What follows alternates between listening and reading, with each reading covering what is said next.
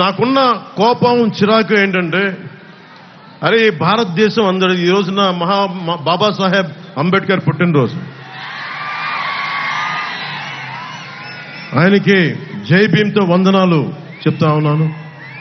అంటే ఆయన ఇచ్చిన స్ఫూర్తి కొన్ని వందలాది మంది రాజ్యాంగ నిపుణులు కూర్చొని రాజ్యాంగ సారథిగా మనకి రాజ్యాంగం ఇవ్వబడింది.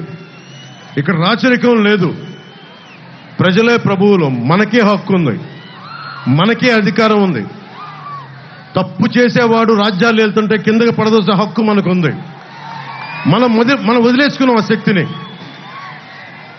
నాకు ఏ కోరిక లేదు. ఏ ప్రజాస్వామ్యాన్ని ప్రజల కోసం అయితే ఉద్దేశించి ఇవ్వబడిందో దాన్ని బలోపేతం చేయడం, అంతేగాని ఒకడికి మోచేతి కింద నీళ్లు తాగడానికైతే మన ప్రజాస్వామ్యం లేదు. అది జగన్ కావచ్చు, జగన్ తాలూకు వ్యక్తులు కావచ్చు. జగన్ మాట్లాడితే క్లాస్ వార్ అని మాట్లాడుతూ ఉంటాడు. క్లాస్ వార్ అంటే అర్థం మీ అందరికీ తెలిసిందే కదా, డబ్బున్నోళ్ళు, అధికారం ఉన్నవాళ్ళు పేదవాడిని దోచుకోవటం. మనందరం పేదవాళ్ళని దోచుకుంటున్న వాళ్ళం అంట. ఆయన ఒక్కతనే చాలా గొప్పగా పేదవాళ్ళకి అండగా ఉంటున్న వ్యక్తి. నిజంగా అతను పేదవాళ్ళకి అండగా ఉన్న వ్యక్తి అయితే జనసేన, తెలుగుదేశం, భారతీయ జనతా పార్టీ కూటమికి ఇంత జనసందోహం రాదు. ఆ విషయం జగన్ తెలుసుకోవాలి. జగన్ వచ్చి రాగానే చేసింది 450 కోట్ల రూపాయలు మనకి సెస్ ఉంది, భవన నిర్మాణ కార్మికుల సంక్షేమ నిధి. 40 లక్షల మంది భవన నిర్మాణ కార్మికులు వారికి ఉపాధి లేకుండా చేశాడు. 40 మంది పైగా ఆత్మహత్యలు చేసుకున్నారు.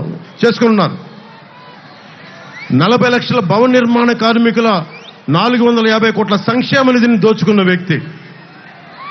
నిజంగా ఎవరన్నా సరే ప్రజల కోసం పాటు పడుతున్నామంటే అది జనసేన అడ్డంగా నిలబడింది ప్రజల కోసం. మీకు చెప్తున్నానమ్మా, 30,000 మంది ఆడబిడ్డలు ఆంధ్రప్రదేశ్ రాష్ట్రం నుంచి అదృశ్యం అయితే అక్కమ్మ, చెల్లెమ్మ అని చెప్పి కథలు చెప్పే జగన్ ఒక్క ప్రెస్ మీట్ కూడా పెట్టలేదు ఈ రోజు దాకా. ఏదన్నా అడిగితే నన్ను బూతులు తిట్టించడం తప్ప. ముఖ్యంగా ఇందాక చెప్తా ఉన్నట్టుగా రాగానే మీకు తెలుసు ఇసుక ఎలా దోపిడీ చేశారో. మన కొల్లిపర్ల మండలం కొత్త బొమ్మవాని పాలెంలో అర్ధరాత్రి రైతుల పొలాల నుంచి ఇసుకను దోపిడీ చేసిన ప్రభుత్వం ఇది. అలాంటి రైతాంగాన్ని దోపిడీ చేసిన వ్యక్తి క్లాస్ వార్ గురించి మాట్లాడుతున్నారు.